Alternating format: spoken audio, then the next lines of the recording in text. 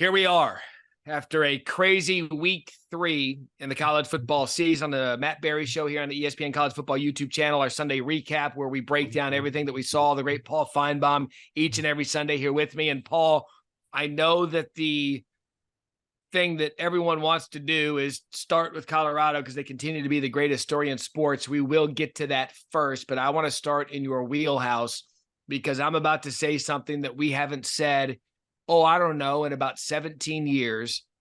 Alabama has a problem. And by have a problem, I'm going to say 3 things. 1, they've tried it out 3 quarterbacks, can't find one they like. Their offensive line has issues, and they needed a late interception to get out of Tampa alive. Man, I agree. I think right now, you have to say that the Tommy Rees hire has been a complete and total failure. What Tommy Rees is doing is coaching malpractice. I've never seen anything like it, and I realize Nick Saban is there, and I'm not trying to deflect the blame from him, but Rees is the offensive coordinator, and he is in charge of that offense. And there's not much he can do about the offensive line other than find a quarterback that can mask the problems, and he had that quarterback. As much as we can criticize Jalen Milroe and say, well, Jalen Milroe may not be able to get Alabama to a national championship, I don't think that's the issue any longer.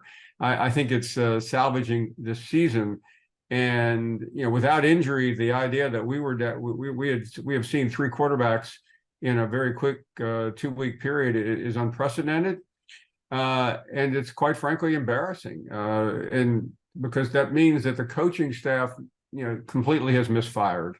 And there is no easy solution when you make as many mistakes as they have. But they better find something pretty quickly because they go up against a dynamic offense and a pretty good defense this week. So I was stunned that they didn't have a package for Milroe at all yesterday, at all. Like, right. Hey, Rees, come up with 15 ball plays in a game where you couldn't do anything and weather that sucked to get the guy that's more athletic to come out there. I have a theory, and this is complete speculation and a theory. My theory is that Saban went with Buckner because he came with the offensive coordinator, and it was like, all right, well, this is your offense. This is your quarterback. We're going to give it a shot. My theory is they just completely already moved on from both. Like, hey, man, your quarterback's not seeing the field again. All right, so he's out.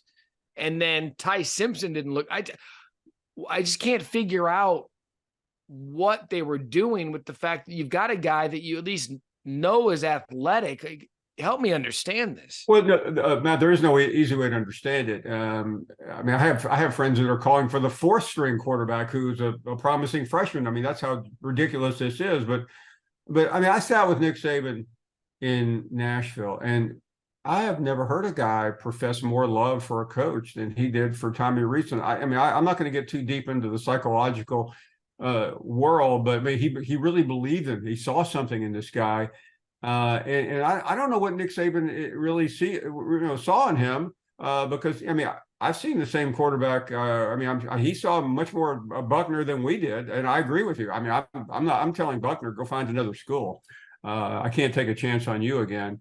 And the only thing I could theorize is that Milroe handled his demotion poorly, and Saban was sending a message. But what he really has to worry about now, Matt, is that locker room. It, and everyone watching and listening knows that the players look to a quarterback. That's the leader. And now you have just completely made a disaster out of the most important position. And this is 2 weeks after everyone, including us, we were praising Milroe after 1 week. So, he didn't become the greatest coach of all time by accident. And the clock is ticking for him to save this season. And what really is even more disturbing to some of my friends who watch these things is that Saban, Matt, he kind of looks like a grandfather at his grandson's little league games, and the guy drops a pop fly and costs him the the division, and he walked up and hugs them and says, "I'm proud of you guys." I mean, that's exactly what he said after the game. I'm proud of the way they fought back, other than the fact that it was the worst performance Alabama has had in a win. Yeah. 17 years. I mean, people were comparing it to the 2007 loss to Louisiana Monroe. I mean, that's the context of how bad this was for Alabama. Yeah, and you wonder if they're going to be able to flip that Alabama switch now that they're going to get heavily into conference, and Ole Miss coming up next. That's going to be one to watch, because if you're asking me to compare these two teams, Ole Miss looks, I mean, they've got their quarterback in Jackson Dart. They've got their stuff figured out. And, you know, I just don't, I didn't think I mean, this is a guy, I said this on College Football Final at some point during television yesterday. This is a coach in a school coming off Tua Tagovailoa, first-round pick, Mac Jones, first-round pick, Bryce Young, number one overall pick, and now you've got three guys. Jalen Hurts on the front end of that. Yeah, exactly. So who knows with Alabama? But what I know about the Tide is you're about to figure it out real quick. And I can't believe I'm about to say this, but you take this wherever you want, but I'm just going to give you an umbrella of stuff between how Florida just absolutely beat the hell out of Tennessee at the Swamp, between Georgia having struggled to get South Carolina out of their way, having Arkansas lose at home to BYU, who's slightly above average, to Texas A&M already having a loss, to LSU looking really good against Mississippi State, but already losing to Florida State. We just discussed Alabama. Paul, I don't know that the SEC is in the top 2 or 3 of conferences in college football right now. I just don't. And when Vanderbilt lost to UNLV, the school tweeted out, "It just means more." Yeah. It's I mean, I have tried to not to overreact to this, but at this point, we have a good sample. We're no longer week 1, week 2. We have 3 weeks, and this is a serious trend line. I think the Georgia thing is a little perplexing, and I think that's what happens when you just fall asleep the first 2 weeks, and then you look at the line on your phone, and you go, okay, well, we're supposed to beat this team badly. And I mean, I believe Georgia will recover pretty well from this, but after that, thank goodness for Missouri. And by the way, can you imagine assuming we ever got to Missouri, had it lost to Kansas State, the clock management of Eli Drinkwitz would have been one of the biggest topics in college football. He got bailed out by a 61-yard field goal, which would have made this even worse. By the way, the Les Miles is strong in him, by the way. Yeah. I mean, I need to walk gingerly here, Matt, because my main job is promoting the Southeastern Conference and how great the football is, and I cannot be party to any of you Easterners trying to get me to agree with anything you say. Yeah, well, look, I'm a born and raised Pac-12er, so at least I can brag on that conference for a minute. But I mean, we were sitting there yesterday, and we were trying to get someone to what's the SEC done thus far to make you think top to bottom? Because Tennessee going into yesterday was the 11th ranked team in the country. I have never seen an 11th ranked team in the country make more boneheaded plays, although the officials did get them a couple times towards the end. But nonetheless, they got out physicaled by Florida. They got outsmarted by Florida. That's not the 11th best team in the country. Yeah, I believe that was Tennessee's 3rd loss in its last 5 SEC games. And, remember the South Carolina game last year, and I mean, this stuff is starting. I mean, you have to be not a little seriously concerned if you're a Tennessee fan, because I sat with some of the experts yesterday, and they told me, and I agree, hey, Joe Milton, he'll be fine. Well, he wasn't fine. And, I'll say this about Billy Napier. That was as big a win as I have seen in a long time, because he was really starting to come under fire after the Utah game. And, now everyone has calmed down, and good for him, because, his outlook and his stock changed overnight. Credit him with an incredibly significant win. Yeah, you need, if you're a new coach and you're in year 2, it's cliche to say, but you need that statement win or you need that one win that allows people to believe in the foundation of what you're trying to build. And he got that against Tennessee, and he did so in convincing fashion. And so now when you look at the SEC East, I mean, Kentucky got their win against Akron, but it's Akron. I think that was 35-3. So in the East, you have Georgia, Tennessee. I don't know that we can consider them serious anymore. Yeah. Florida, we'll find out what happens there at the cocktail party. And then Kentucky. But this thing's kind of shaping out now as we thought it would in the beginning of the season. It's Georgia and everybody else. And then in the West, I had commented earlier that now on this Sunday morning, the 17th, you could argue LSU might be the best team in the league again. I think you have to, but I think certainly in the West, I'm holding on Georgia, but there were just so many other. The good thing about the West is that the conference losses haven't happened yet, meaning A&M's lost, LSU's lost, even Arkansas's lost, but Arkansas will take care of itself. They have LSU and A&M and Alabama here in a row, but it is a confusing league. And by the way, hey, the critics can go have at it. I mean, so what? I mean, the SEC has been at the epicenter of college football for so long, and you can't mask this any longer. You can't say, well, that was just one weekend. This is 3 weekends now. Let's trot out West, 2:30 a.m. Eastern, Colorado State. I think for the first quarter, this game was embarrassing to both schools. It got out of hand. It was chippy, which I get, but it just looked bad. The first quarter was absolutely embarrassing to both teams. The hype was there. The celebrities were there. And it was bad to start, Paul. It is, but this is what happens when when the world of celebrity that 20 years ago hung out at Southern Cal games and then moved primarily to other venues.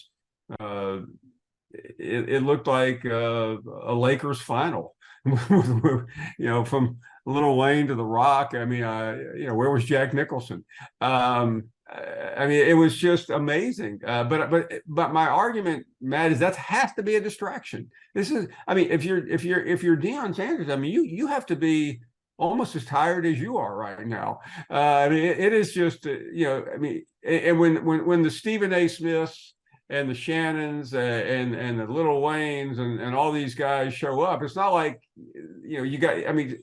they have to be entertained, because they're all flying in on private planes, and they all want to hang with Deion, and there's so many interviews to go along. I mean, can you imagine other coaches doing what he has gone through? So you expected that last night, but he better get real, and he better Deion ought to say, okay, let's start getting back to football now that we have two top 10 teams ahead.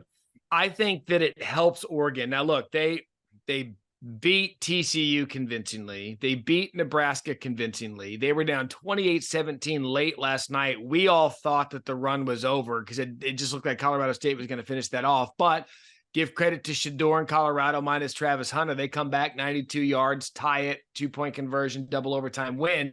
They won the football game. But I think it's going to help them now to get away from Boulder for a week, right, to go to Oregon. Because now, as good as this story's been through the first month of the season, it's go time now, because you've got Oregon and you've got USC in successive weeks, and you're going to learn real quickly. I know Travis Hunter's going to miss some time, but now look, as good as Deion's been for marketing the sport, and it's been brilliant for college football. If you'd have told me a decade ago Colorado would be the epicenter of not college football but sports, I'd have laughed at you. It's football time now, because you're getting into the meat of a schedule of a conference that's got 8 ranked teams, Colorado being one of them. Yeah, I mean, any of this would have been. I mean, but the idea that Deion has been at the epicenter of the sport for 3 weeks, and Nick Saban looks really old and clueless at times is downright shocking. But yeah, I do think overall, for all the curmudgeons out there who are rooting against Deion, this is one of the greatest things that have happened to college football in a long time. It needed an infusion. It needed some new life, and that's exactly what he has brought. And during that, I mean, when everyone thought this thing was going to end, we were sitting on set, And Colorado State, Deion just kicked the field goal to make it 28-20. We're sitting on the set, and Colorado State just moving down the field. We can't leave until this game's over because we need post-game sound. And we all look at each other. We're like, what's going to happen? I said, well, you know what's going to happen. It's going to go to overtime. That's just how this thing is going to go. And little by little, but Colorado State, I've never seen a team steal defeat from the jaws of victory in my life as dumb as they were at the end. But then just to watch Colorado State or Colorado come down the field in Shadori, it's like, they're going to do this, aren't they? And this storybook ride could have ended last night, because if you lose to Colorado State and then you're doing Oregon and then you're doing USC, you're like, all right, 2-3. Remember when they were 2-0? But here we are waking up on a Sunday, and they will not let this thing go away. No, for the fourth week in a row, they are the biggest game in the country.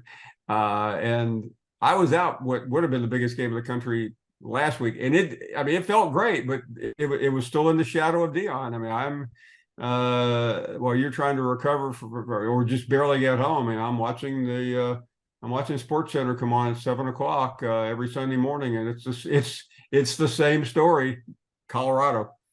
And did I read, I thought 60 Minutes was there this week? Yeah. Think about, and here's what I'll say. He's the most brilliant marketer in college sports history. He's not the head coach that's paranoid saying no to interview requests. No. By the end of next week, every network television is going to have a sit down with him prior to them going to Oregon, because he continues to defy anything we thought we knew about how coaches should act and build a program. And he's so good at it. I mean, he's fun. He is. There are very few people in sports that can bring everyone in. And I'm tired of using Tiger, but Tiger is probably that standalone individual. Yeah. That did more for his sport than anyone else, because it was an individual sport. But even in team sports, there's occasionally that one guy, but Deion Sanders college football has literally never had anything like it. I mean, there have been moments, there have been singular athletes who are polarizing: Tebow, Johnny Manziel, Reggie Bush, but nothing like this. I mean, we are living, and you are anchoring through a seminal moment in the history of college football. Just when everyone thought, hey, next year is the year, it is right now. It's right now. And in Boulder, Colorado last night looked like the U in its heyday, and that's all you need to know. Week 3 is done. Week 4's got so many matchups we're looking forward to.